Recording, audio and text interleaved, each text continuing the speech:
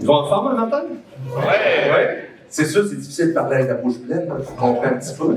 Mais ce matin, on est 182 personnes assises, je crois. Fait que ça commence à faire du monde pas mal. Une autre bonne édition. Une autre bonne édition, oui. Ouais. Ici, Ben, là, je veux pas revenir dans le passé, mais ça reste qu'il y a quand même 6 ans, jour pour jour. Un vendredi 13. Il y en a qui s'en rappellent, il y en a qui me l'ont dit à l'entrée. Là. Un vendredi 13. Il y a 6 ans, jour pour jour, on était ici même. Et c'était le début de, on peut peut-être plus dire le mot, mais c'était le début de la pandémie, aujourd'hui même, il y a 6 ans. Puis on était ici, là, le gouvernement venait juste de dire qu'il fallait pas avoir de regroupement de plus de 150 personnes la veille. On s'est posé la question, on fait-tu le déjeuner, on le fait pas? On a dit non, on le fait. Donc, puis je me rappelle une petite anecdote. M. Jocelyn Arès du Canadien Tire, on va en parler du Canadien Tire tantôt. Là. Jocelyn, il est là. Jocelyn arrivait ce matin-là. Il s'en rappelait, c'est la première fois qu'on le rencontrait, il amenait un prix à faire tirer, puis il me disait « je me présente, Jocelyn Arès, Canadien Tire ».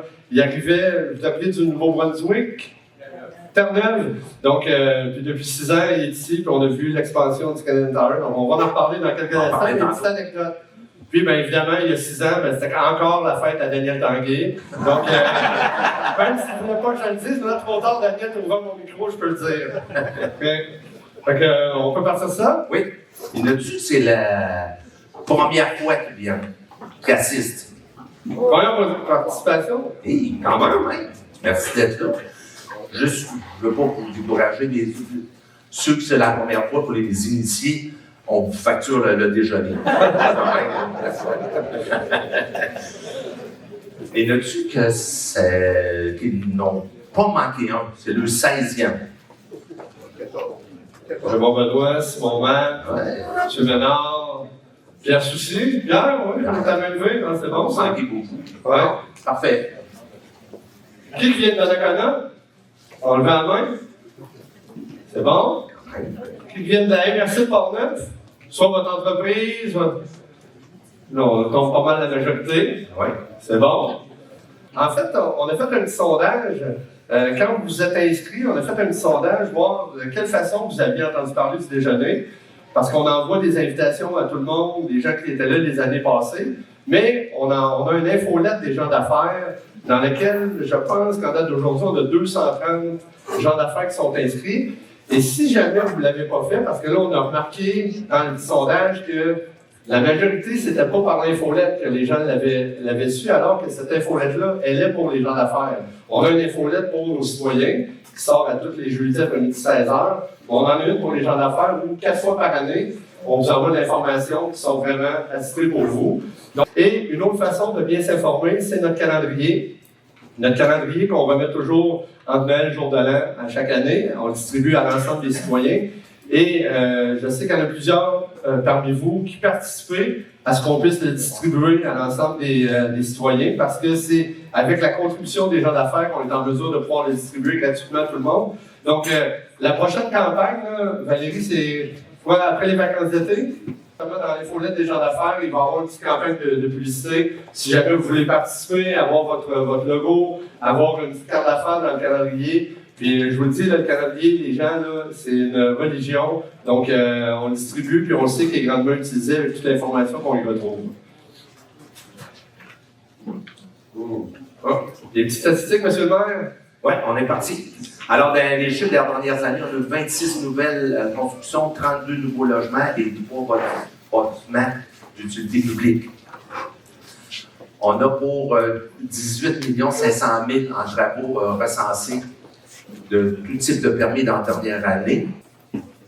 On a cette année, en fait, en 2025, c'est 678 000, si j'ai bien, oui, 678 900 en droit de mutation. Donc ça veut dire c'est le nombre de transactions qu'on a eues sur le territoire de la ville. Donc on parle de 196 transactions qui se sont tenues. Et la valeur de l'ensemble de ces transactions-là, c'est tout près de 64 millions. Donc encore là, c'est pas à négliger. C'était une grosse année de transactions dans tous les types, là, commerciales, résidentielles, industrielles également. Et notre richesse foncière uniformisée, on a eu une hausse de 33% par rapport à 2025. Oui, il y a un nouveau rôle d'évaluation, mais il y a quand même une augmentation de la richesse foncière. Donc ça, souvent, les gens nous demandent C'est quoi la richesse foncière uniformisée? En fait, là, le 1 323 millions que vous voyez, là, c'est que si demain matin, on vendait l'ensemble de tous les bâtiments de la ville, là, résidentiels, commerciaux, institutionnels, industriels, on vendait tout, là, ça représente 1 323 millions. On continue dans les chiffres, M. le maire? Bien, on continue. Alors, du côté du déneigement, on a fait 1300 voyages de neige cet hiver. Et puis, on a 3100 plantes annuelles on ne plante pas ça tout de suite. Eux autres sont faits. C'est ça, 2025, c'est celui de là. On les voit pas, on a demandé que ça va arriver. On a 1 082 000 mètres cubes d'eau distribués. On va en reparler tantôt parce qu'on a beaucoup parlé des compteurs d'eau dans les dernières années, puis vous allez voir, je vais revenir là-dessus. Mais c'est une consommation d'eau qui est à la baisse, justement, au cours des dernières années, malgré la hausse de population. Fait qu'on va revenir là-dessus. On a 400 permis que notre service de l'urbanisme a émis en 2025 et il y a eu 125 appels d'intervention avec notre service de sécurité incendie. Je voyais notre directeur incendie, Claude Langlois, qui est avec nous, qui est également directeur incendie pour la ville de Neuville. On va y revenir, on va en parler tantôt aussi. Mais on a eu 125 appels, qui est pas mal toujours la moyenne bon an, mal an, ici sur les territoires de Donnacona. On reste dans l'incendie. 919 visites de prévention résidentielle dans la dernière année. Et il y a 42 bâtiments à risque élevé, très élevé, qui ont été visités également par notre technicienne en prévention incendie, Julie Saint-Onge, qui est avec nous également ce matin. Donc, Julie qui va vous rencontrer dans vos commerces, dans vos industries, pour vous donner des fois des bonnes notes, des fois des petits points corrigés. Donc, tout ça dans le but de la sécurité, évidemment, incendie. Les deux prochains, c'est notre centre aquatique et puis notre patinoire. Comme vous pouvez voir, le centre aquatique est à 98% utilisé. On commence à regarder à faire un chiffre de nuit de minuit à 2 heures du matin. Moi, je négocie avec Edith pour qu'est-ce qu'elle en pense, puis elle n'est pas très favorable à la date. Et puis du côté de notre aréna, ben, c'est 95% d'utilisation également. Donc, comme vous pouvez voir, le centre pro-mutuel est très actif, très actif. On a émis 650 licences pour les chiens l'année passée et il y a eu près de 1000 interventions qui ont été faites sur le territoire. Là, on parle de que ce soit les chats, les ratons laveurs, les chiens. Là, donc, c'est avec la Société protectrice des animaux de Québec. Et je termine. On a 365 jours par année et il y a eu 357 publications qui ont été faites sur notre page Facebook. On est rendu une page Facebook de plus de 7500 abonnés. Donc, c'est encore aujourd'hui, c'est la façon la plus facile de s'informer sur les projets, sur les activités qui s'en viennent. On la tient à jour, puis à tous les jours, on met des publications pour justement informer tout le monde. On essaie de ne pas inonder. On pourrait en faire certaines journées, on pourrait en faire 3 dans la journée, mais à un moment donné, on ne veut pas trop inonder notre monde. On a une belle collaboration là, dans les derniers mois, je tiens à le mentionner, là, de Hollande Marketing Numérique, Jessica Martinez qui est avec nous ce matin. Jessica, je t'ai vu rentrer. Ah oui, je suis au bout là-bas. Donc, merci bien de cette collaboration-là pour les publications là, depuis quelques semaines. On poursuit. Donc, Monsieur le maire, je vais y aller. Donc, au courant des 16 dernières années, on vous compare toujours à chaque année, on vous la redépose, cette diapo-là, on la trouve importante. La MRC de Portneuf, entre 2010 et 2026, c'est une augmentation de 22,4 %. Là, la MRC, là, c'est 18 municipalités à travers le comté. On est autour maintenant de, je pense qu'on frôle le 60 000 de population à grandeur de la MRC. Donc, c'est une augmentation de 22,4 et pour la ville de Donnacona, dans cette même période-là, c'est une augmentation de 30,7 %. J'aime tout le temps ça me comparer avec mes deux confrères des plus grosses villes. Mais juste vous donner quelques statistiques avec Saint-Amand. Ils ont 17,2 habitants au kilomètre carré. Maintenant, on va aller du côté de Pont-Rouge. Ils ont 93 habitants au kilomètre carré. Puis, on rendu à Donnacona, 388 au kilomètre carré. On va voir que notre territoire qui est quand même, comme Sylvain disait tantôt, très petit, mais excessivement concentré. C'est sûr qu'en termes de nombre absolu, là, de dire que, bon, dans le cas-là, est-ce qu'on pourrait atteindre un jour 12 000 de population comme les villes plus populeuses, ça va être difficile avec le territoire de 20 km² qu'on a, mais je pense qu'en termes de densité de population, je serais curieux de voir à travers le Québec, 386,6 habitants par kilomètre carré, je pense qu'on se démarque assez bien. On continue à parler de population, cette fois-ci du côté de la population étudiante. On a nos directions d'école d'ailleurs. Oui, j'ai vu M. Garneau et M. Rochon, ils sont là. Oui, ils sont ensemble. Oui.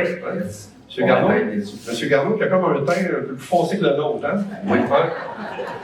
Donc, mais les fluorescents, c'est ça. Ah ouais. Donc, on est content que vous soyez là, les gens de nos écoles. Donc, M. le maire, allez-y. Du côté de l'école primaire, c'est 650 étudiants. Maintenant, du côté de l'école secondaire, on parle de 1400. Oh, un peu trop vite. 1435. Alors, c'est plus de 2000 étudiants qui est déployé ici à Donnacona. À travers les 180 jours d'école, puis Jean-François, 1435 élèves, là, ça fait longtemps, l'école secondaire, qu'on n'avait pas eu ça. Là. Et puis, on ne parle pas du centre professionnel, je pense, hein? C'est juste l'école secondaire. C'est assez incroyable. À part, dont vous parlez, M. le maire, c'est 2100 étudiants, mais à part tout le personnel, les gens du centre de services scolaires, ça en fait du monde là, qui rentre en ville le matin. Là. Ça, on vous présente toujours le budget. Évidemment, on ne passera pas ligne par ligne parce que tout le monde peut y avoir accès facilement sur notre site Internet. Mais ce qu'on veut vous faire remarquer quand même, entre 2025 et 2026, il y a quand même eu une augmentation du budget, non pas des taxes, mais du budget de 20,6 %. On est rendu avec un budget de 19 600 000 à la ville de Donnacona. Les grandes distinctions entre 2025 et 2026, je vais attirer votre attention sur la 4e ligne, qui est le service du traitement des eaux. On a une nouvelle station de traitement des eaux usées qu'on va parler dans quelques instants. Ça explique juste ça, la mettre en œuvre. Les opérations en lien avec le traitement des eaux, bien évidemment, il y avait une augmentation de ce côté-là. Mais le plus gros, c'est l'avant-dernière ligne, dans les frais de financement, les fonds réservés. Donc, en fait, ce qu'on a budgété cette année de façon un peu conservateur, parce que on a un bâtiment dans le parc industriel que tout le monde, vous voyez bien, là. Il va y avoir un certificat d'évaluation qui va être émis au courant des prochains mois, donc d'ici la fin de l'année. On ne sait pas encore à quelle hauteur ce projet-là va être évalué, mais ce qu'on sait, puis c'est le choix du conseil municipal, c'est de dire que nous, ces sommes-là qu'on va recevoir, bien, dans la priorité numéro 1, ça va être le remboursement de la dette.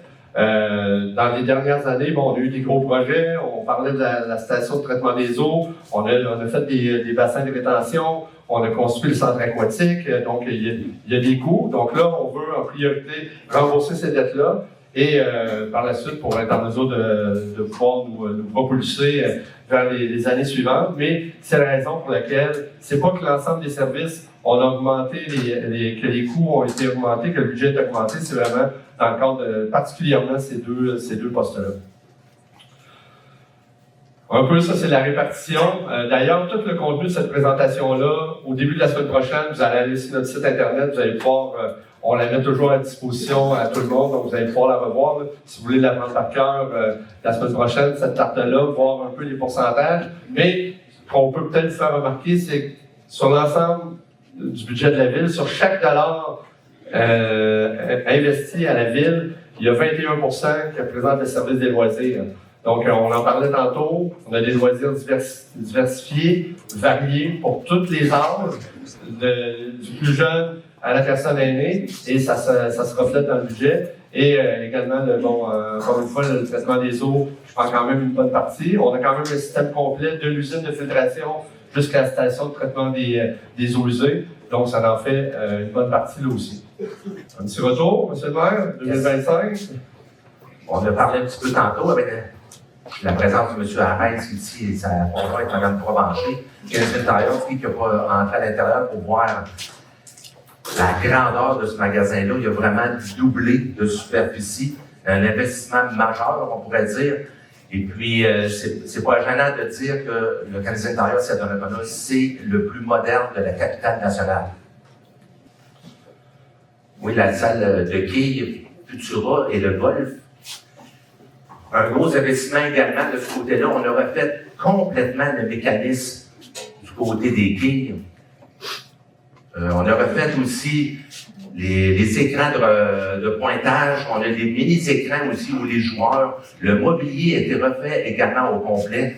C'est la seule salle de quilles dans la MRC de Portneuf également. Puis c'est la plus moderne aussi également de nouveau la capitale nationale. Parce que Simon, il est ici avec nous autres. J'ai vu tantôt, il est là. Oui. Donc, du côté du golf, ben moi, je suis un joueur de game, je peux en parler un petit peu. Mais ça fait tout le temps rire, au mois de décembre, janvier, février, on est là, puis je vois tout le temps rentrer des gars avec des sacs de golf en plein hiver.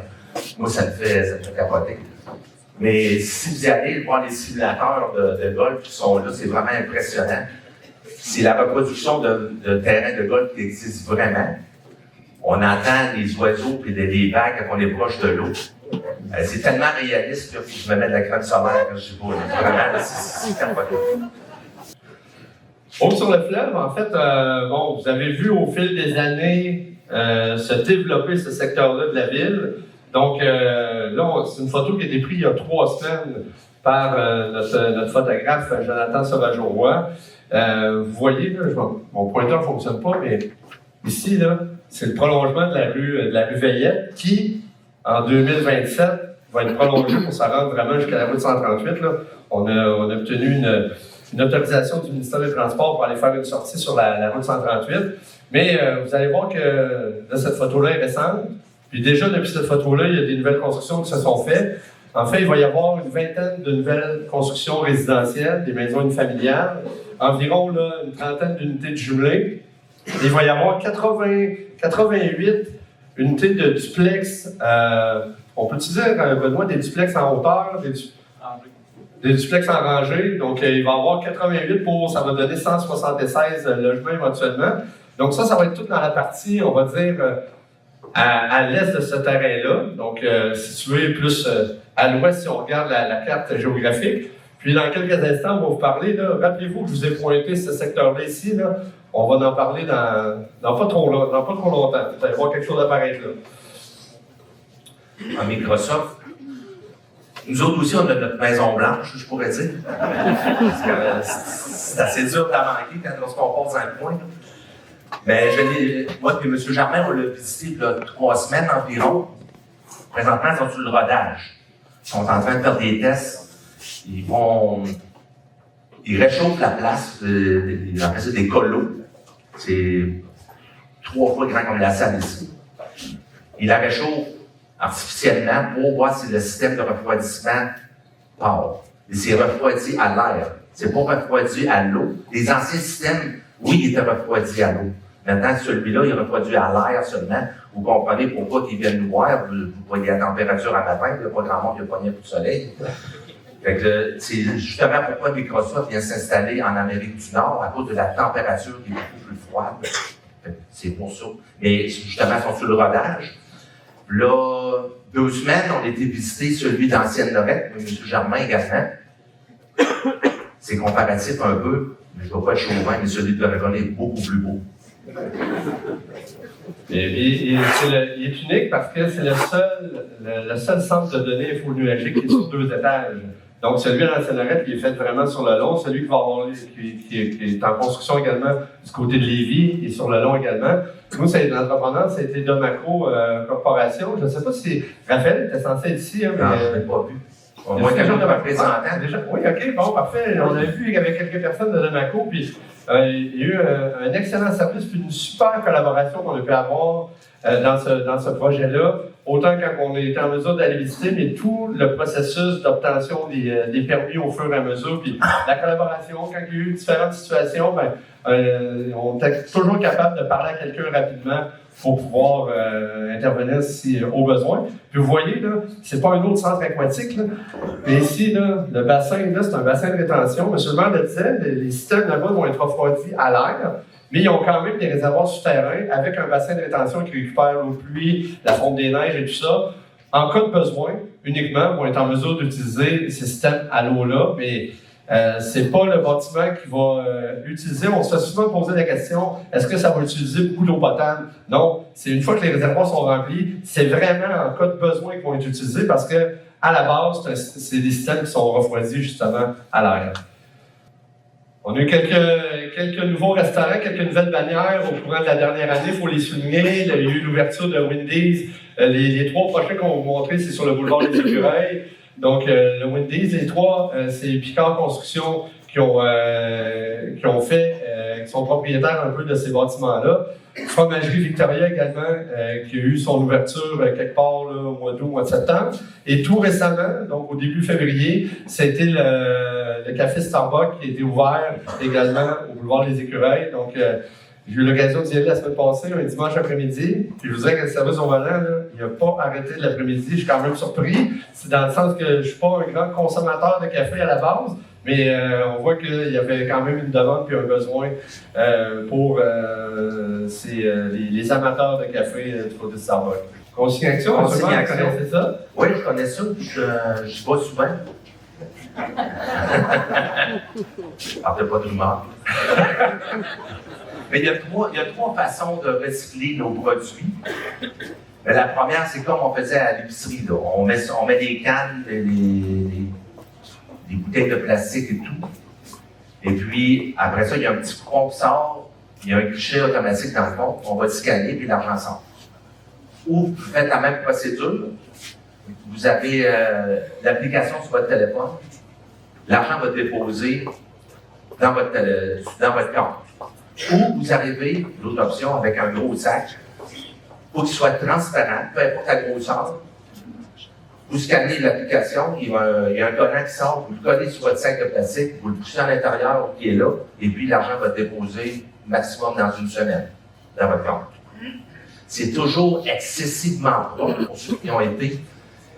À chaque fois que quelqu'un passe, il y a quelqu'un qui passe, il lave le plancher, il lave le comptoir qui est là. C'est toujours excessivement propre, puis c'est toujours bien entretenu, et puis le personnel qui est là est très, très disponible. Café Barisco, on parlait du café Starbucks tout à l'heure, mais on a un café également par des gens d'ici. De mémoire, Tommy Plot-Côté.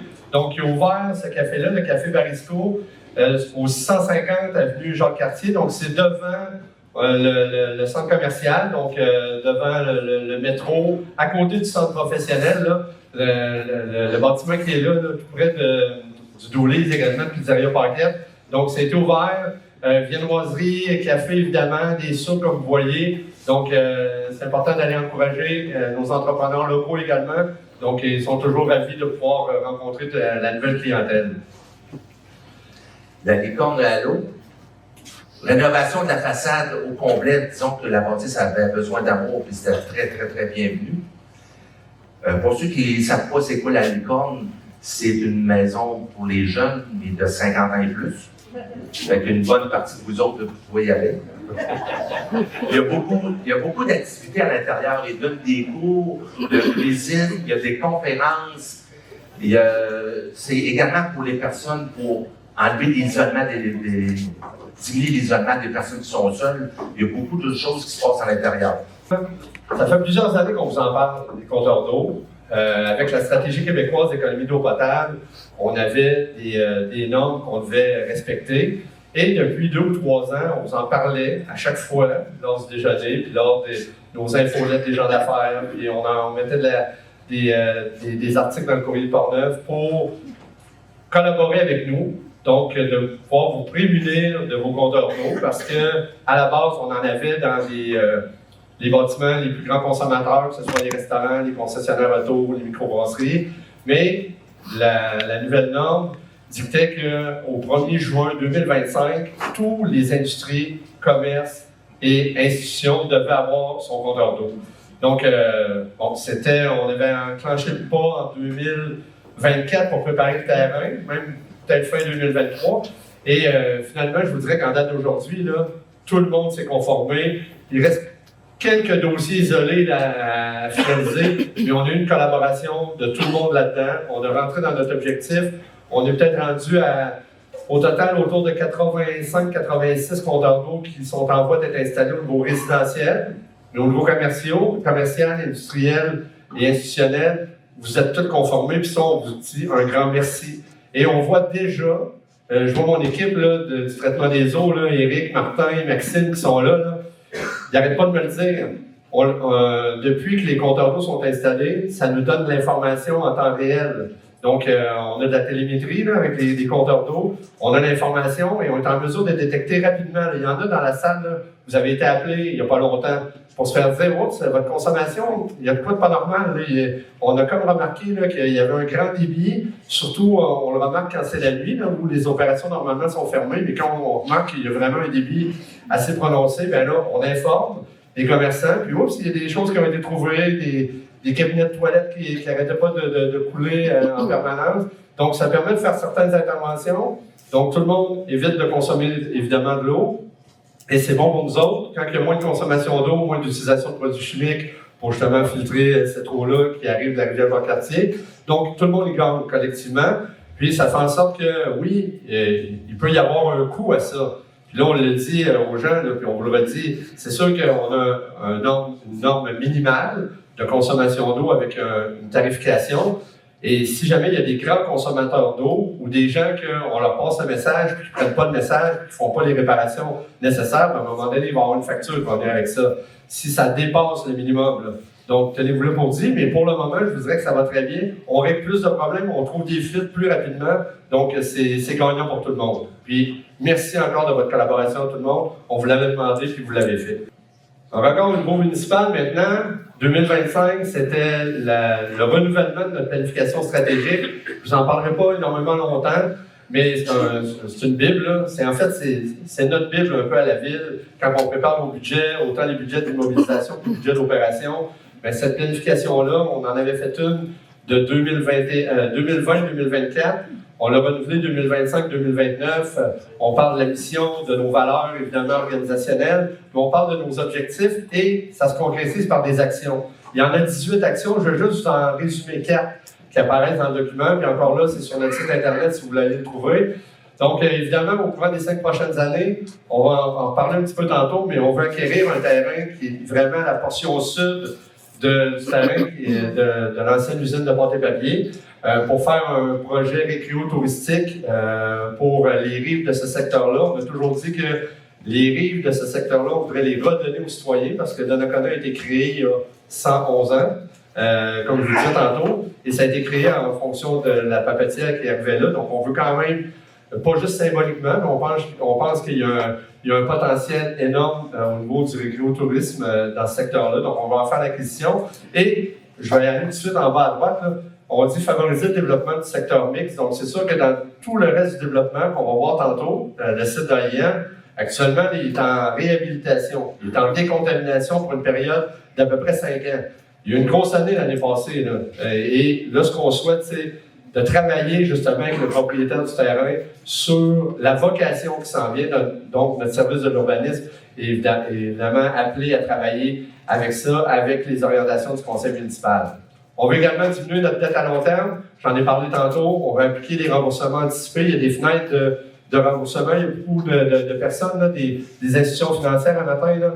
On a eu plusieurs personnes de Desjardins. On a des gens de Banque nationale. Je ne voudrais pas en oublier, mais ça reste que nos emprunts qu'on a faits, il y a des périodes de refinancement qu'on va se servir. Notre directrice des services administratifs là, nous en parle. Toutes les semaines, Karine, je l'ai vu vite, là. Karine et Nancy qui sont là. Donc, c'est un objectif du conseil, puis là, on est en train de le mettre en application.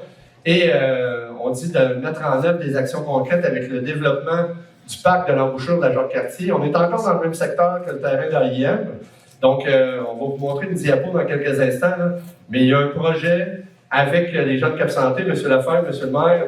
Donc, c'est sûr que vous avez entendu parler depuis votre arrivée au mois de novembre. Là. Je suis convaincu que ma collègue, Mme Sirois, vous en a parlé de ce projet-là, de l'embouchure. Donc, on va en parler dans quelques instants, mais ça fait partie de notre planification stratégique pour les prochaines années. La réfection de la rue de l'Île et Papillon, à chaque année, depuis 1995, qu'on met d'argent dans l'outil infrastructure. Je sais, je parle à mes confrères maires RS, on sait que c'est pas sexy lorsqu'on fait une rue. On ne coupe pas de ruban, il n'y a pas de graffiti, il n'y a pas de photos, il n'y a rien d'extraordinaire là, mais c'est quelque chose d'important qu'on fait à toutes les années. Depuis 1995, On refait nos rues. Puis comme je disais, depuis 1995, on n'a pas eu aucun bris dans toute la partie qu'on a refaite. Présentement, on a 83% de notre système qui est séparé. Le pluvial, l'eau usée d'un côté. On a 83% de notre ville. Puis on prétend qu'en 2032, 33, on va avoir fait le tour complet de la ville. Tout va avoir été refait au complet. Il y a des, on voit de l'île des papillons, là, il y a eu beaucoup de travail qui a été fait, puis là, il y a des travaux d'ingénierie, il y a des travaux évidemment d'entrepreneurs. Vous voyez là, le bassin là, ici, là, ça a peut-être l'air de rien. Là. Ça, on est au coin de la ville de l'île et du boulevard Godreau. Là. C'est le bassin pour capter l'eau pluviale de tout le boulevard Godreau. M. le maire le disait, là, la séparation des réseaux, là, nous autres, notre plan de gestion de débordement pour éviter d'envoyer des eaux usées au fleuve, là, on l'applique à la lettre depuis 2019. C'est un plan qui est approuvé par le ministère de l'Environnement. Et je parlais d'une petite Bible tantôt de planification stratégique, mais notre plan de gestion de débordement, c'est un autre Bible qu'on suit. Et ça en fait partie. Quand on est rendu à 83% de notre réseau qui est séparé, ça, c'est de bon augure parce que ce qui s'en va aux étangs, c'est ce qui doit aller aux étangs. Donc, on évite de surcharger nos étangs avec de l'eau pluviale, par exemple. Donc, c'est soit que l'eau pluviale s'en va directement dans le fleuve ou dans la rivière Jacques-Cartier, là. Mais on fait des installations, on a fait des bassins de rétention au cours des dernières années. On va en parler. Puis, oui, effectivement. Rue Guillemette, rue commerciale, c'était, bon, là, c'était pas les infrastructures, mais c'était la resurfaçage qu'on a fait, là, pas tellement loin, justement, du McDonald's, du Canadian Tire, mais on a refait une partie là, et la rue Guillemette qui nous amène à la rue Bordelot, là, il y a eu un resurfaçage qui a été fait également de ce côté-là. Programme de bienvenue aux nouveau-nés, en collaboration là, avec les partenaires qui sont dans le bas. Il est là, le 7. On l'a ici? Là? Ah, ben oui, OK. Vous pouvez venir le voir live. Mais en fait, pour toutes nos nouvelles familles, en fait, nos familles qui ont des nouveaux bébés, donc je sais qu'il y en a dans la salle. Allô, Félix? Oui, c'est ça.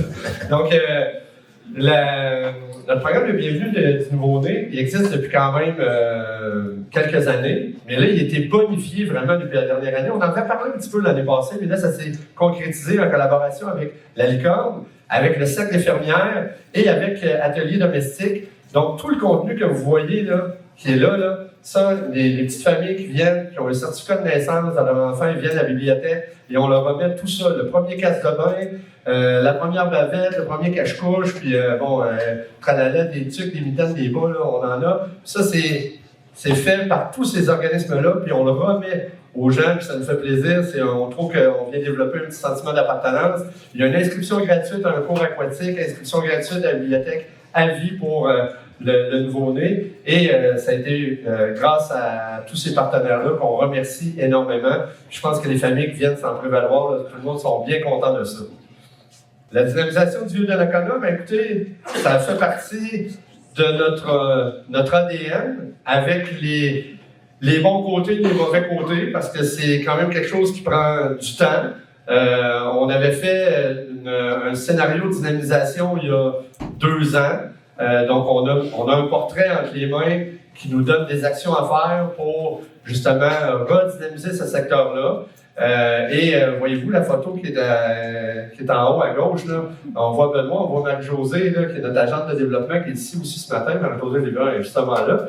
Donc, on a reçu un prix au niveau provincial. Là, c'est un prix qu'on a reçu à Trois-Rivières l'année passée de la Fondation Rue Principale pour justement tous les aménagements qui ont été faits, le nouveau dynamisme qui a été donné. Vous voyez, là, il y a eu en haut à droite, là, il y a eu des portraits, des fresques qui ont été installées le long du boulevard Saint-Laurent pour se rappeler un peu de l'histoire de la fondation de Donnacona avec l'ancienne usine. Donc, ça a été fait par une artiste locale. Et on a converti l'espace du coin de la rue Notre-Dame et de l'église, là, tout juste devant le restaurant La Bonne Fourchette. On a demandé l'autorisation du propriétaire du terrain, puis on l'a réaménagé. Donc, Marie-Josée a travaillé fort avec les gens d'Accès Travail Portneuf, Carrefour Jeunesse Emploi, pour mettre du mobilier urbain, mettre des tables de ping-pong. Donc, les gens peuvent aller là et prendre du bon temps. Et en bas à droite, là, il y a une initiative avec l'entreprise Demain peut-être. Madame Geneviève, je ne l'ai pas vue ce matin. Oui, elle est là. Elle est là, OK. Monsieur oui. Gardon aussi. Monsieur Gardon, je pense. Éric. Gagnon, désolé. Donc, qui sont là. L'année passée, ils faisaient des dimanches en musique. Donc, on le voit là, quand il y avait du beau temps, en fait, on ne contrôle pas ça, mais de leur côté, là, mettaient du temps de ce côté-là. Les gens du bord de Saint-Donat également, qui mettent du temps. Ils ont mis une nouvelle terrasse à l'extérieur. Donc, il y a des initiatives qui se prennent là. Il faut toujours se rappeler que nous, on est là en support, en collaboration, puis on essaie d'amener justement les initiatives pour les amener à un autre niveau. Quand ça vient du milieu, c'est toujours bon et on est content que ça donne déjà des résultats, mais on a quand même des actions qui s'en viennent également pour les prochaines années. Oui, un autre lien pour rejoindre le Parc des Berges. Je ne sais pas s'il y en a qui l'ont essayé, mais c'est 134 marches. 136, M. le maire. 136, oui. Oui, 136. Parce que j'étais correct avec 134. C'est un projet d'un petit peu plus de 200 000 on a eu une aide financière du gouvernement fédéral et une aide financière de la MRC de Portneuf. Je ne sais pas, il y avait tout dans le représentant de la MRC. Martineau, qui est Santino, je ne l'ai pas vu. Ce projet-là a été réalisé par Galilée Construction, M. Gagné. Je pense qu'il était prévu. Raphaël, non? Hein? Non, pas ici. Galilée Construction, mais il y a un super de beau projet qui donne un autre accès. Puis là, on le voit un peu moins bien sur la photo, mais c'est maintenant éclairé. Donc, le soir, les gens peuvent descendre pour aller profiter de nos sentiers au Parc des Berges. On nous a demandé beaucoup pour le déneigeant l'hiver. On l'a essayé, je vous dirais. On a eu nos sentiers lumineux il n'y a pas longtemps.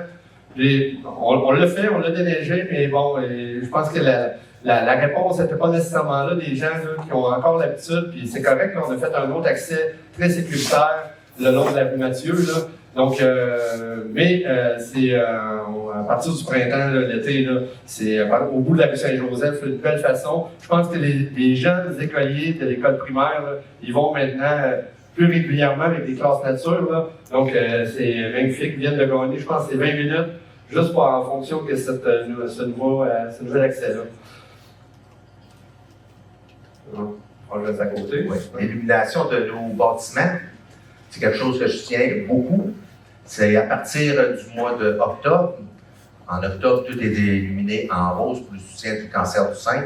Vous pouvez voir, cette année, on a ajouté le centre aquatique et la caserne de pompiers. On a en plus notre nouvelle stèle qui est illuminée aussi à l'entrée de la ville. Et puis la pancarte aussi sur l'autoroute qui est illuminée. Alors, comme je disais, en rose, cancer du sein. Après ça, en bleu pour le cancer de la prostate. Et puis, après ça, en rouge et vert pour supporter le Père Noël. On parlait justement de la stèle, Sylvain. Oui, donc la nouvelle stèle, justement, qui ne l'a pas remarqué à l'entrée de la ville, nouvelle stèle identitaire à l'entrée, trois côtés, avec l'illumination au centre, comme M. le maire le disait.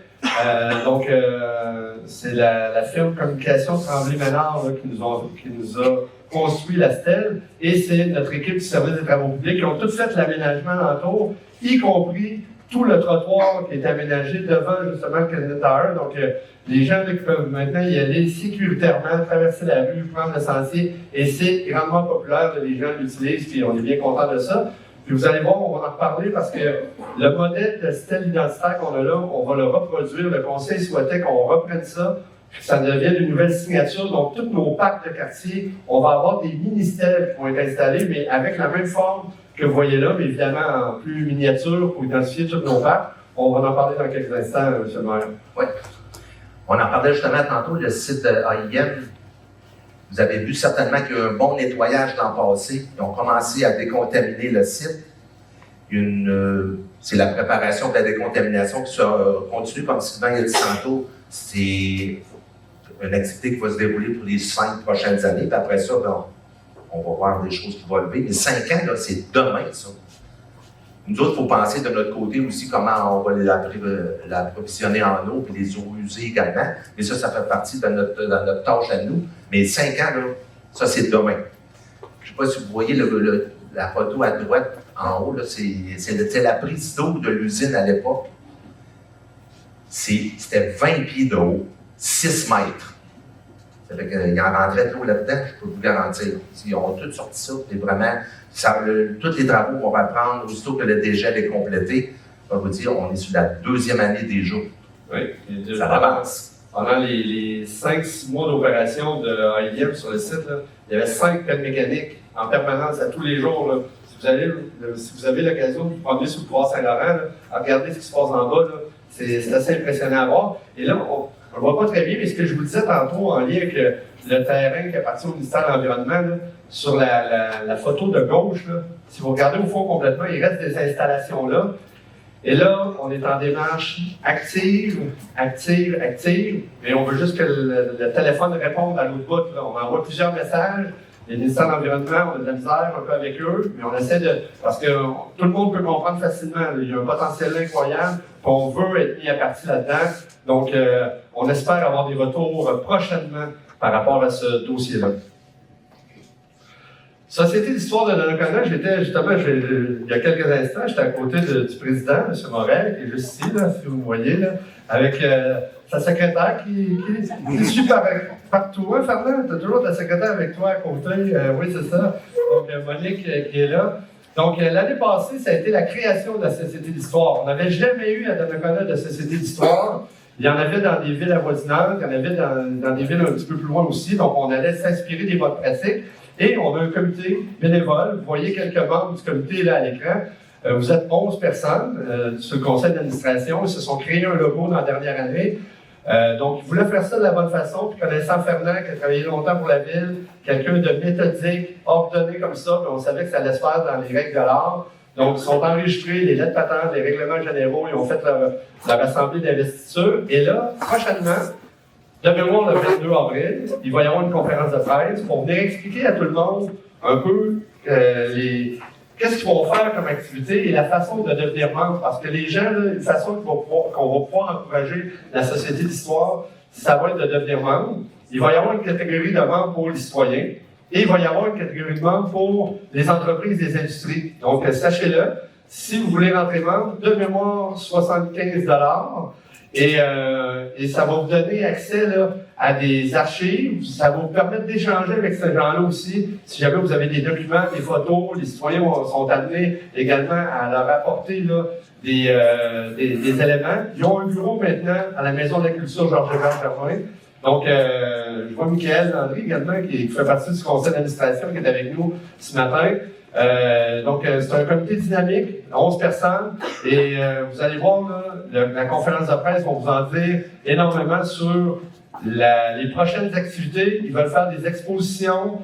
Nous, on a mis la main sur une collection qui appartenait à M. Claude Frenette il n'y a pas tellement longtemps, et on leur donne la possibilité de pouvoir utiliser ces éléments-là pour les mettre en valeur, et en même temps de pouvoir venir renchérir un peu ce qu'ils veulent amener. Ils ont une page Facebook là, qui alimente quand même de façon quotidienne. Puis c'est plaisant de voir les images historiques, autant de Donnacona que même les écureuils aussi, là, je pense que c'est important de la mentionner.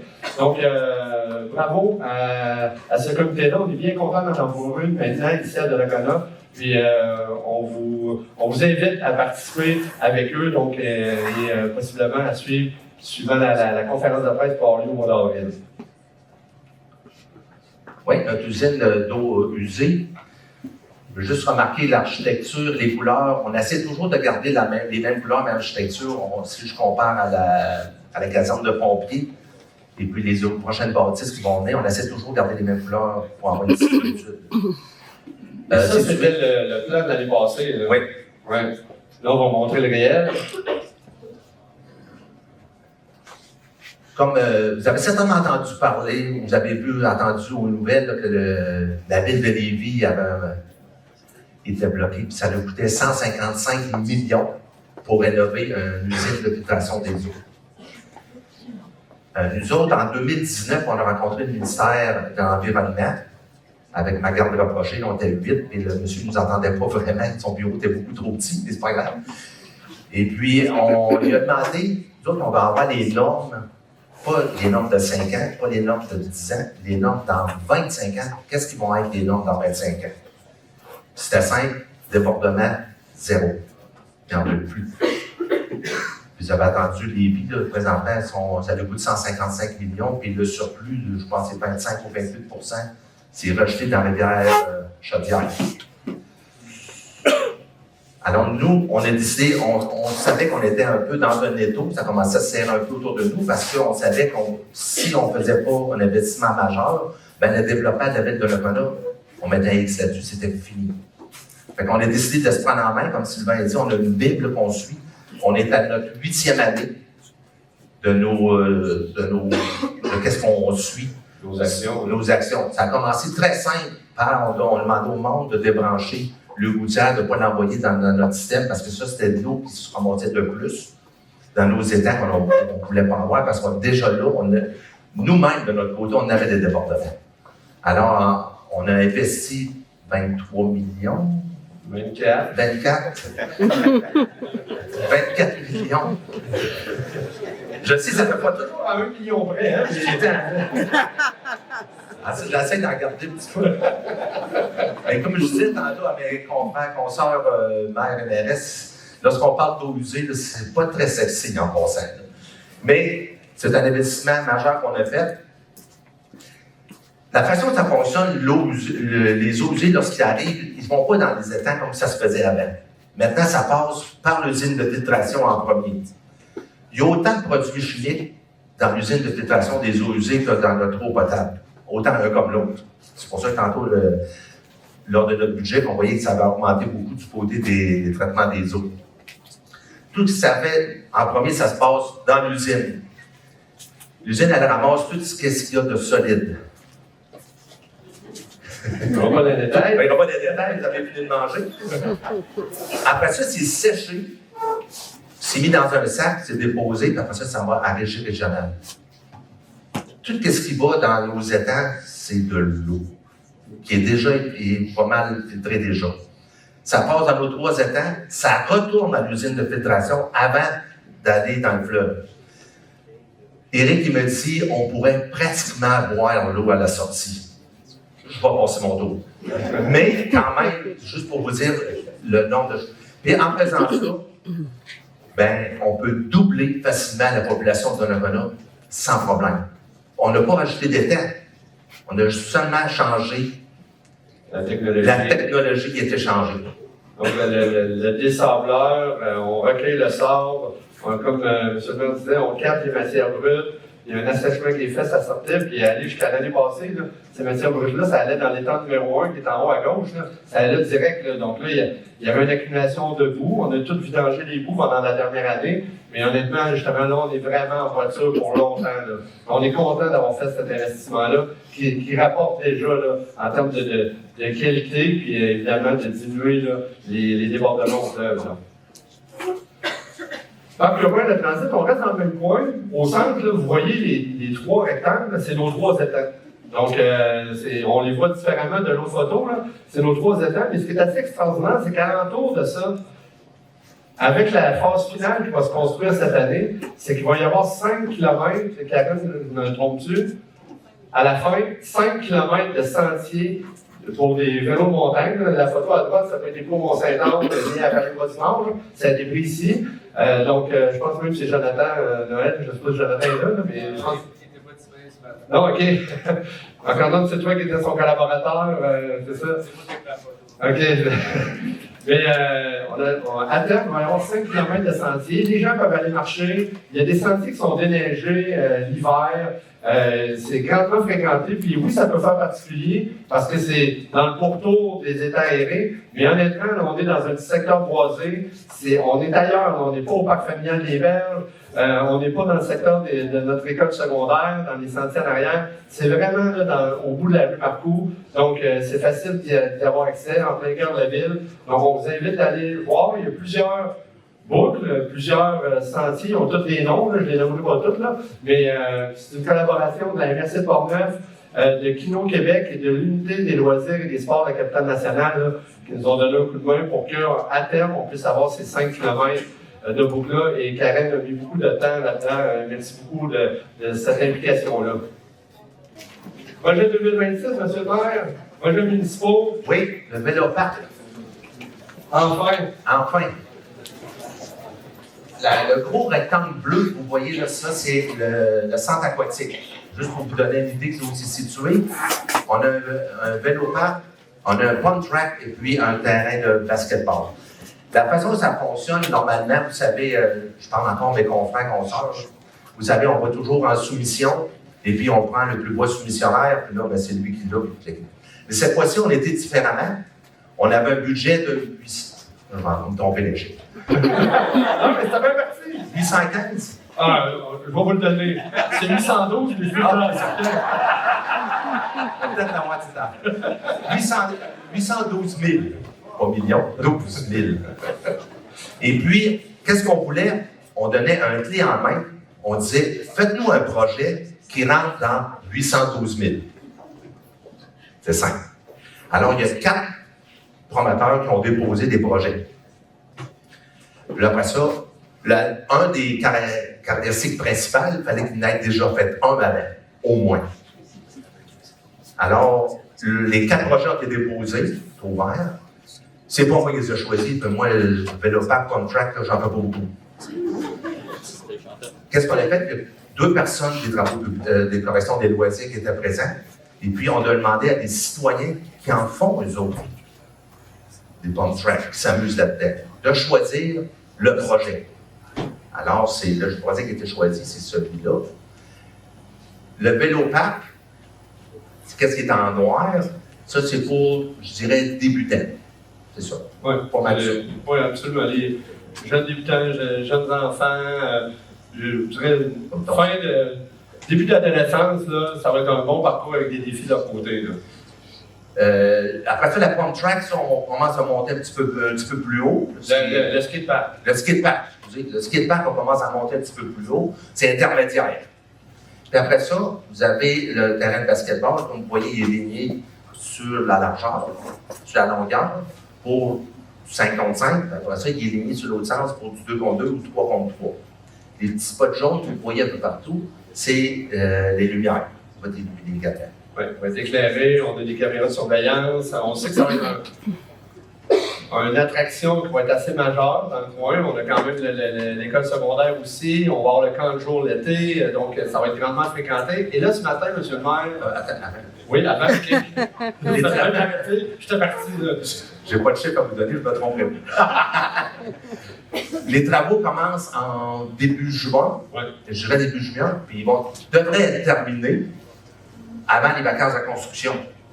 Vous allez voir, ça va se faire excessivement vite. On a manqué notre coup en 2024, mais on se dépose. Donc, notre terrain de soccer, football et rugby maintenant, parce que l'école secondaire de Rocana est rendue à 2 ou 3 équipes de rugby. Donc, on redépose au programme d'aide financière du gouvernement du Québec pour convertir notre terrain naturel qui est, on va se le dire, fini.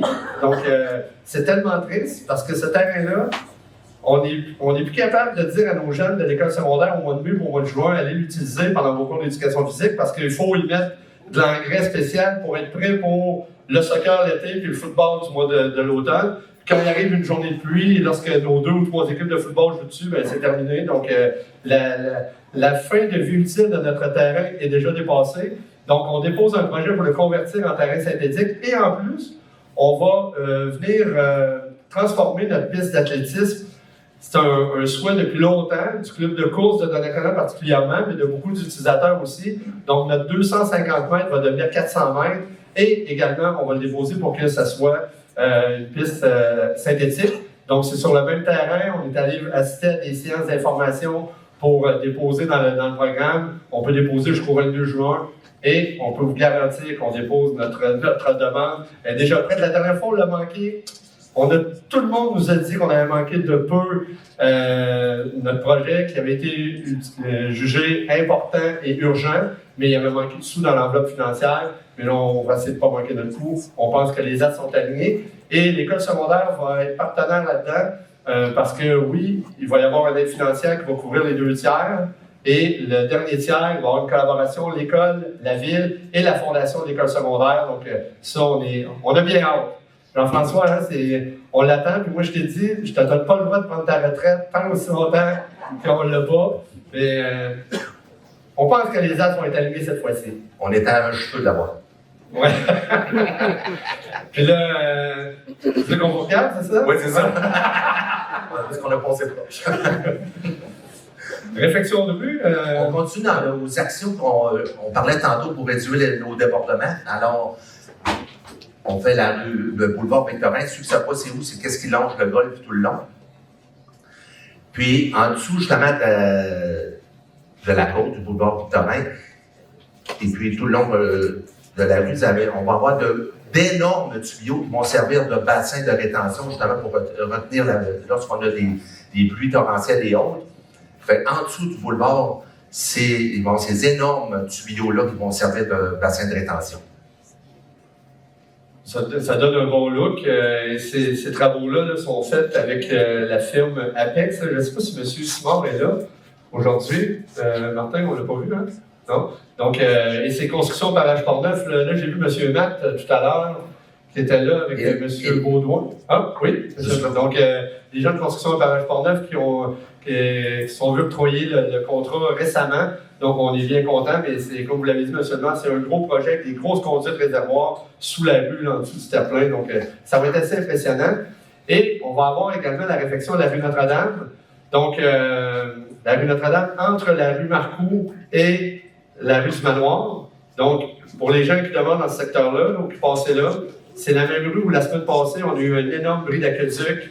Vendredi soir dernier, les gens des travaux publics ont dû intervenir rapidement là-dessus, mais ça sortait, là. C'était un geyser, puis c'est encore une autre preuve qu'on était rendu là, parce que des bris d'aqueduc dans ce secteur-là, là, on en avait pratiquement chaque année. Donc là, il va y avoir une réfection complète, les infrastructures, la chaussée. Ça va être un gros chantier. On ne se le cache pas, là, on le dit à tout le monde depuis déjà 2-3 ans. Ça va être un gros chantier, jumelé au chantier qu'on vient de parler sur la rue Victorin. C'est sûr que cet été, là, oui, il va y avoir un peu de festival du Cône-Orange dans ce coin-là, là, ouais. Mais c'est pour le mieux. C'est pour le mieux, c'est un temps dur, comme on a eu un temps dur sur la rue de Lille l'année passée, comme on a eu un temps dur dans d'autres secteurs de la ville. Mais là, on est rendu là, puis il fallait vraiment le faire. Oui, Victorin, c'est 1,2 km. Puis Notre-Dame, c'est 1,3 km. Exactement. Comme Sylvain dit, ça va être vraiment, oui, le festival du Cône-Orange cet été. Oui, puis c'est les gens de construction et pavage Port-Neuf également qui ont décroché ce contrat-là. Donc, on va avoir des équipes qui vont s'être mobilisées dans les deux coins de la ville, là, mais ça va être des bons travaux à faire, et on va être bien content que ça soit fait. On va faire un resurfaçage, on n'est pas dans le même niveau, là, mais quand même, c'est un resurfaçage de rue. Là. C'est la rue Notre-Dame, en fait, mais qui nous mène vers le chemin doré. Là. Je pense qu'il y avait un nom anciennement à cet espace-là. La Côte des Vieilles Filles, je ne sais pas s'il y en a qui viennent des études. On l'appelait la Côte des Vieilles Filles parce que, justement, il y avait des vieilles filles qui restaient dans le secteur. Mais, comme vous pouvez voir, ça ne sera pas... Moi, je n'ai pas connu ça. Moi, je n'ai pas connu ça, M. le maire. Je vais trahir mon âge. Mais comme vous pouvez voir, ça ne sera pas un luxe. La photo a été prise cet été. Fait que, comme vous pouvez voir, on fait des heureux dans le secteur. Oui, donc c'est un resurfaçage à cet endroit-là. On est beaucoup dans... vous allez voir, dans les prochains, on est beaucoup dans le secteur des écureuils. Oui. Donc, le pavillon des écureuils, en fait, on a eu la chance de mettre la main il y a quelques années sur l'ancienne caisse des écureuils. Donc, on avait fait une entente avec la caisse du centre de Port-Neuf là-dessus. On avait fait l'acquisition et on a fait un local 0,5 ans. On vous a déjà montré l'intérieur de ce local-là dans les dernières années. Mais là, on savait qu'il y avait des travaux qui allaient avoir lieu en 2026. Et un des irritants de ce bâtiment-là, c'est qu'il n'y avait pas d'accès universel. Donc là, on va être en mesure, on est très très près de la rue Notre-Dame, mais on le sait, et il y a un aménagement qui va être fait avec une rampe justement pour nous amener, et on va en profiter pour refaire la façade du bâtiment là, pour vraiment notre pavillon, qui s'appelle le pavillon Les Écureuils, là, un peu en mémoire de la caisse de Les Écureuils. Là, on s'était dit, on avait pris une entente qu'on allait garder quand même le terme parce que on veut que ça se perdure de cette mémoire-là, là, donc de Les Écureuils. Donc, on va faire ces travaux-là cet été. Encore une fois, pour remarquer encore les couleurs, on peut garder toujours la similitude dans nos signatures. Oui, dans notre signature. Vous avez parlé, je vais y aller rapidement, mais on va avoir des mini-stèles dans nos parcs. Vous voyez là, le look qui ressemble étrangement à notre stèle à l'entrée de la ville. Donc, cette année, on donne un coup de barre. On en fait 7 nouvelles stèles dans nos parcs. Donc, il va y avoir le parc Sauvageau, le parc des Anglais, le parc d'Anacona où on en met 3, Je savais que j'en ai oublié. Parc Marco. Et oui, j'ai entendu Parc Jean-Baptiste Matte, merci. Donc, c'est les 7 stèles qu'on va installer cet été. Puis, on se donne 3 ans pour mettre cette signature-là dans l'ensemble de nos parcs à travers la ville. Donc, vous voyez un peu la continuité avec notre logo et le nom des parcs également. Le parc d'embouchure de la Jacques-Cartier, donc un gros projet ambitieux. Ça, c'est le projet un peu à terme que vous voyez là. Et vous voyez, c'est un projet qui est en collaboration Ville de Donnacona, Ville de Cap-Santé, la Corporation des bassins de la Jacques-Cartier, donc la CBJC et la MRC de Portneuf. Donc, depuis plusieurs années, on travaille chacun de notre côté, chacun des deux côtés de la rive, Cap-Santé et Donnacona, on fait des actions de notre côté pour nous amener vers ce parc-là qu'on veut faire avec des liens. Donc, on veut interrive. Donc là, c'est tout petit là, sur la diapo, mais on veut qu'à terme, il y ait une passerelle qui soit de ce côté-là. Vous savez, du côté de Cap-Santé, il y a un manoir, un site historique avec le manoir Olsa qui a été repris par la MRC de Portneuf. Il y a même un agent de développement pour le site qui a été embauché récemment. Donc, il y a toute une partie historique dans ce secteur-là à mettre en valeur. Il y a la passe migratoire également qui est dans ce secteur-là, qui va avoir même, je pense, des nouveaux modules de jeu qu'on m'a dit. Là, je voyais Michael, tantôt, je ne me trompe pas, hein, Michael de la CBJC. C'est ça, je pense qu'il va y avoir sur le site la passe migratoire. Oui, Justine, il va y avoir des nouveaux modules de jeu qui vont se faire là. Puis nous, il y a le parc familial des Berges qui est là. Et là, bon, vous voyez, même à terme, il y a des points d'observation. Il y a même une tyrolienne qui est prévue éventuellement. Donc, c'est tout un plan, c'est ambitieux. On dirait que si dans 10 ans, on se rassit ici puis on vous dit, ben c'est complété, on va être vraiment très heureux. Mais les astres sont alignés, la volonté politique est là des deux côtés. Il y a une belle collaboration là, qui est faite, là, ça se travaille en synergie. Ben, justement, on sème des graines dans des investissements qu'on fait de part et d'autre pour nous amener à ce plan ambitieux-là, là, que vous allez voir vous développer sous vos yeux là, dans les prochaines années. Puis évidemment, le site qui va se développer sur AIM avec l'embouchure ici au bout qu'on peut mettre la main, là, ben ça fait partie de ce grand plan-là. La réfection du stationnement ou le complexe sportif au mutuel, c'est le seul stationnement qui reste encore en gravier. On va le faire cet été, mais on va récupérer, tantôt je parlais le boulevard Victorin et la rue Notre-Dame, ça fait qu'on va récupérer l'asphalte de ces rues-là, et puis elle va être utilisée pour faire la réfection de ce stationnement-là. Fait que c'est gagnant pour tout le monde. Oui, on va repositionner des conteneurs semi-enfouis en façade. On va repositionner notre piste cyclable qui va être, au lieu d'être en bordure de la rue de l'Église, va être en bordure de l'aréna du complexe pour mutuelle assurance. Donc, avec des nouvelles façons de se stationner, un peu de verdure. Donc, on va en faire la réflexion. On le fait à l'interne avec notre équipe du service des travaux publics, puis en collaboration justement avec les réflexions de rue qui vont se faire là, pour qu'on puisse prendre l'asphalte recyclé de ces sites-là. Et c'est en collaboration avec le Centre de services scolaires de Portneuf, je tiens à le souligner parce qu'on a une belle collaboration avec eux là-dedans aussi. Là.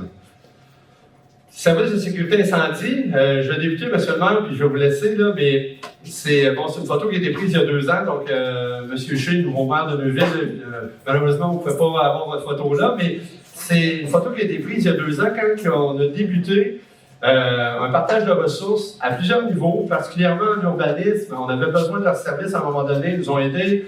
Nous, de leur côté, il y avait besoin d'aide au niveau incendie, mais on leur a donné un coup de main. Donc, Christine, ma collègue DG qui est là, on collabore très très bien ensemble.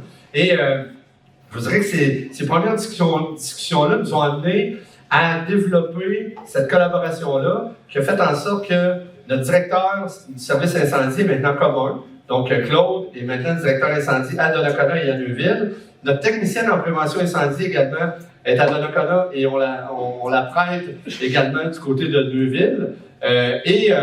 On a un chef aux opérations qui est une journée pour Donnacona, qui est sur notre payroll, excusez l'expression anglaise, mais qu'on prête également du côté de Neuville. Puis tout ça fait en sorte que là, on a jumelé les pratiques, on a jumelé les rencontres d'officiers, on fait en sorte qu'on est efficace, on a standardisé plusieurs méthodes Et là, on réfléchit ensemble dans les investissements à venir, autant dans l'achat des camions pour respecter nos forces de frappe dans différentes situations, sauvetage lourd. D'ailleurs, seulement juste ça, je vais vous la laisser. Mais on a une super nouvelle collaboration qui va nous amener ce qu'on souhaite, justement, c'est que ça devienne un, là. Que ce service-là devienne un seul service. Les discussions vont en sorte que, justement, la délégation serait faite à Donnacona éventuellement, mais on a une belle collaboration qui se fait avec Neuville de ce côté-là, puis tout le monde y gagne. Là. On se parle, on n'est pas des grosses communautés, on n'est pas à la Ville de Québec et à la Ville de Laval, on est capable de se parler, puis on est capable de penser intelligemment pour la suite des choses. Donc, il y a un beau partage de services qui se font là, puis merci beaucoup à la Ville de Neuville pour cet échange d'expertise-là qu'on fait ensemble. Je pense que c'est les citoyens de ces deux villes-là qui y gagnent. Oui, puis on a fait l'acquisition de nouveaux véhicules qu'on a été chercher en Ontario la semaine passée. Pourquoi en Ontario? Bien, au Québec, il ne faut pas se le cacher, ils sont seulement deux compagnies qui construisent des camions, puis ils ont le monopole. Disons qu'ils peuvent mettre le prix qu'ils veulent. Mais celui qu'on a été chercher, c'est quand même un camion usagé. Mais la raison qu'on a été chercher, parce que présentement, vous savez tout comme moi, les véhicules sont de plus en plus lourds, on le voit sur l'autoroute, mais aussi l'équipement de ferme aussi, c'est de plus en plus gros. Alors, on a besoin d'un équipement pour faire du sauvetage de véhicules lourds. Avec qu'est-ce qu'on avait présentement, on ne pouvait pas le faire, mais maintenant, avec ce nouveau véhicule-là, qui a beaucoup de storage à l'intérieur, et puis l'équipement qu'on a, c'est pour résoudre des problèmes du côté des véhicules lourds. Oui, puis là, il va être évidemment relettré, là, dans nos couleurs, évidemment. Là, on est allé chercher il y a une semaine et demie, Claude, à peu près, là, donc la photo est très, très récente, puis il va être identifié au même titre que tous nos autres véhicules. On retourne aux écureuils. Pat Key, je ne sais pas si on a déjà entendu parler de ça. Il y en a présentement un à Deschambault qui est installé. Puis je sais qu'il y a toutes les villes riveraines, Neuville, Donnacona, Cap-Santé, on va passer par-dessus Portneuf parce qu'à cause du pont. Et chacune des villes, on a décidé d'avoir ce petit chose-là. C'est un cabanon qui contient des kayaks. Présentement, celui des écureuils va en avoir 6. La façon dont ça fonctionne, tout se fait en ligne. Nous, la ville de Donnacona, on n'a rien à faire. La seule chose qu'on a à faire, c'est de donner un espace pour mettre leur équipement. Tout se fait en ligne. Sur place aussi, il y a une horloge qui donne les marées, parce que c'est mieux d'y aller à marée haute qu'à marée basse, parce que ça allait marcher longtemps. Comme je vous dis, tout se fait en ligne. Mais si vous prenez le kayak, vous faites votre petit tour, mais il faut vous le ramener aux écureuils. Vous ne pouvez pas le prendre et OK, moi je m'en vais, je vais aller à la Cap-Santé, je vais aller le laisser là. Ça ne fonctionne pas de même. En tout cas, pour l'instant, non. Puis c'est vraiment un appareil mobile, les gens scannent, un code QR, oui, la barrière rouge, la veste de sécurité, le kayak, les baguettes, tout est à votre disposition. Là, je ne connais pas le coût à l'heure, mais c'est un coût très raisonnable. Vous partez, vous faites votre petite excursion, vous ramenez ça avec l'heure des marées, puis tout le monde a eu bien du plaisir, puis vous m'avez amené là jusqu'à la prochaine utilisation. La seule responsabilité de la ville qu'on a, comme je dis, il y a le terrain qu'il faut fournir, mais si, admettons, il y a un bris d'équipement ou il y a une perte d'équipement, ça va être retourné par Bureau-Lator aux travaux publics, puis les autres vont s'occuper de débarrer et de le mettre à l'intérieur. C'est la seule responsabilité nous qu'on a. Oui. Bassin de rétention, c'est un. Vous voyez la photo en haut à droite, là, ça a été pris au mois de novembre de mémoire. Donc, c'est derrière des résidences du boulevard Godreau. On avait un terrain de la ville de Donnacona qui était là.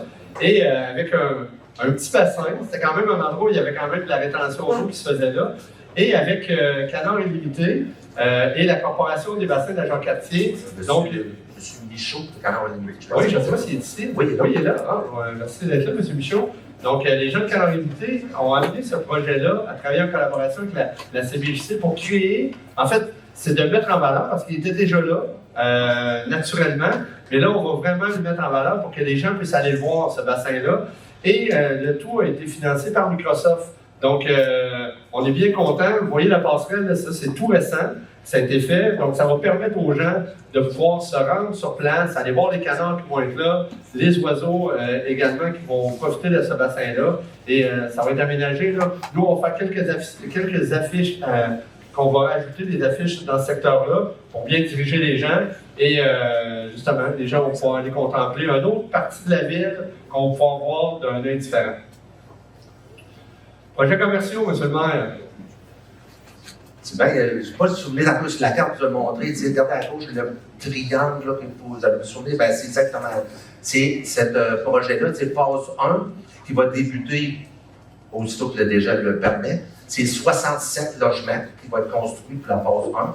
La phase 2 également, un autre 66, 67. Oui. Ça va faire un L, puis à l'intérieur de ça, ben, c'est qu'est-ce que vous voyez, les espaces communs, il va y avoir une piscine et autres qui vont être installés. Le premier va être livré en 27. Oui, donc dans les permis qu'on a vus au début, je parlais qu'on avait un 60 millions au total, là.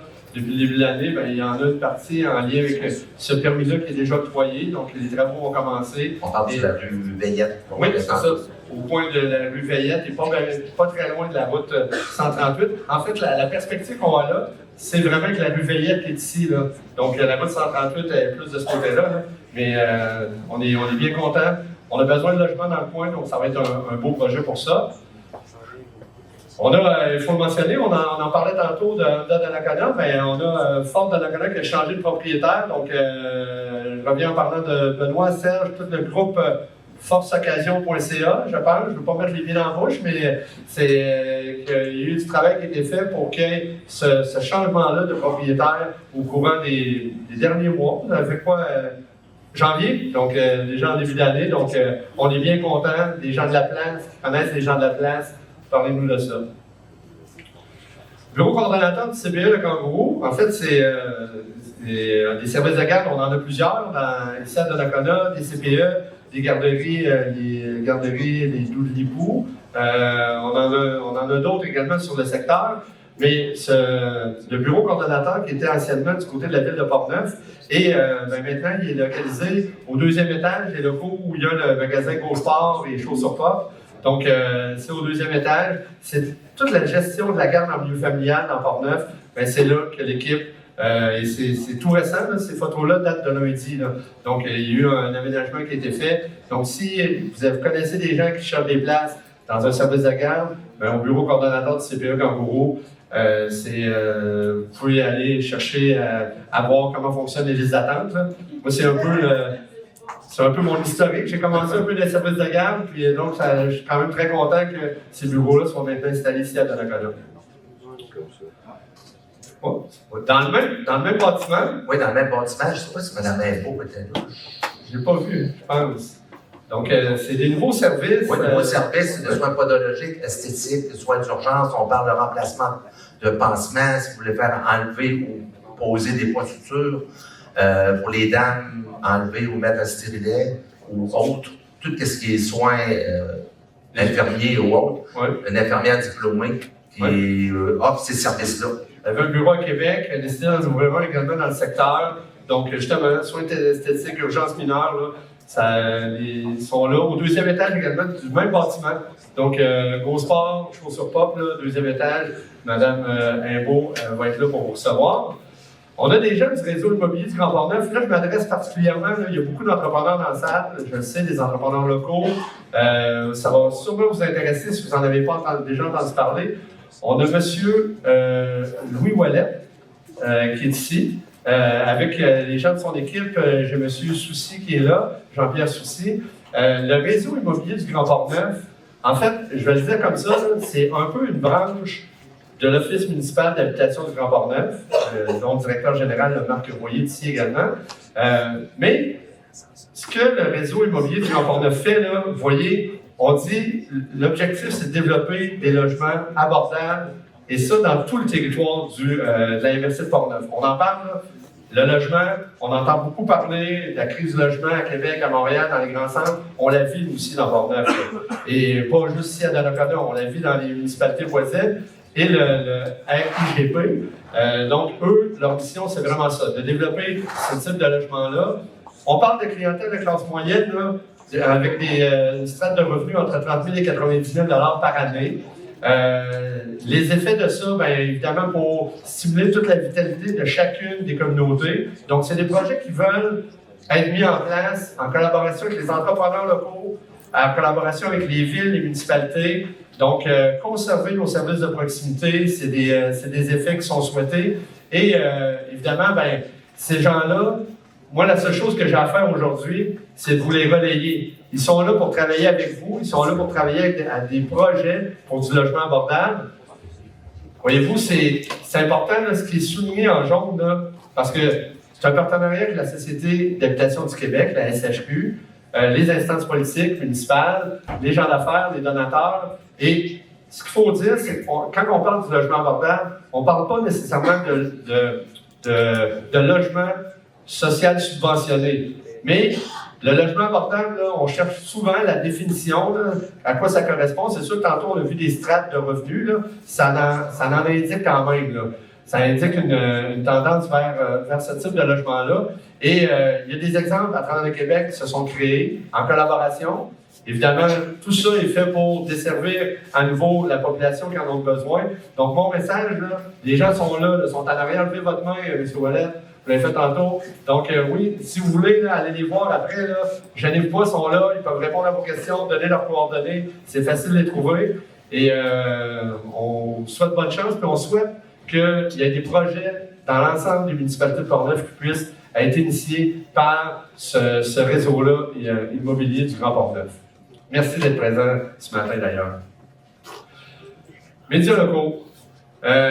On s'est dit qu'on allait prendre un petit 2 minutes, on voit que le temps file, là, mais... Ben, vous savez tout au courant de ce qui s'est passé à Choc FM les dernières semaines. Ils sont fait pirater le site de station de radio. Mais il ne faut pas perdre nos médias locaux. Moi, quand j'écoute, ça ne me tente pas d'entendre ce qui se passe à Québec ou la circulation à Québec ou à Montréal, totalement. Mais moi, je veux savoir qu'est-ce qui se passe chez nous. Mais si on perd eux autres, notre information locale, on va la perdre. Il y a différents moyens, des partenariats financiers qui peuvent se faire. Puis là, on a essayé, tu sais, on les connaît, ils sont ici ce matin, les gens de cliqueportneuf.tv, les gens de CJSR, Choc FM, bon, évidemment, Michel et ici ne pouvaient pas être là parce qu'ils sont en ondes actuellement, mais les gens du Courrier de Portneuf qui sont là, c'est tous des gens qui cherchent justement à bien vous informer avec leurs différents médias. Il y a des créneaux pour tout ce beau monde-là, mais évidemment, ils ont besoin de support, là. Ça ne vit pas toujours d'amour et d'eau fraîche. Là. Donc, il y a des campagnes de partenariat des fois qui sont faites. Il y a des différents cahiers des fois qui sont faits, par exemple, dans le Courrier de Portneuf. Il y a différents types de reportages qui peuvent se faire dans les autres médias. Donc, le message qu'on vous dit ce matin là, sont importants chez nous. Et c'est important pour vous autres. Vous êtes des gens d'affaires du coin, vous savez comment ça fonctionne. Puis si comme M. Blanc le disait, quand on perd ce type d'information-là qui peut se propager, ben c'est un peu toute l'information locale qu'on perd. La proximité qu'on a par rapport aux grandes villes, là, ben on veut la conserver. Donc c'est important de les encourager. Quand ils vont cogner à votre porte, prenez quelques instants pour les écouter, puis être en mesure de pouvoir leur donner un coup de main de différentes façons que vous pouvez le faire. Depuis 1 an et demi, président de la Chambre de commerce de l'Est de Portneuf. C'est très préliminaire parce que ça s'est confirmé mardi en Assemblée générale spéciale. Mais je peux vous annoncer, là, pour ceux qui suivent un peu, là, ça fait plusieurs années qu'il y a 3 chambres de commerce dans Portneuf. Je peux vous annoncer que ça va être terminé. Il va y avoir un regroupement des chambres de commerce puis la création d'une chambre de commerce commune avec les fusions des chambres. Je peux vous annoncer que je vais avoir l'honneur d'être président fondateur, accompagné du président de la Chambre du Nord. Mais on veut qu'aussi les nouvelles entreprises qui vont venir s'installer ici puissent avoir un sentiment d'appartenance, favoriser l'économie locale, puis vraiment, après ça, avoir de la contribution dans la région, puis avoir vraiment une belle vitalité économique. Fondateur, jusqu'à l'Assemblée générale, notre première Assemblée générale, où est-ce qu'il va y avoir des élections à ce moment-là. Il y a Tommy Massé, Jessica Martinez qui sont présents, Benoît Dixon qui sera notre secrétaire. C'est pour nous une belle manière d'avancer, de couper dans les dépenses, mais de vraiment travailler pour l'ensemble du territoire et arrêter de un peu compétitionner l'Est, le Nord, l'Ouest. On va tomber à 210 membres, mais on ne se cache pas que notre objectif, c'est de devenir vraiment la référence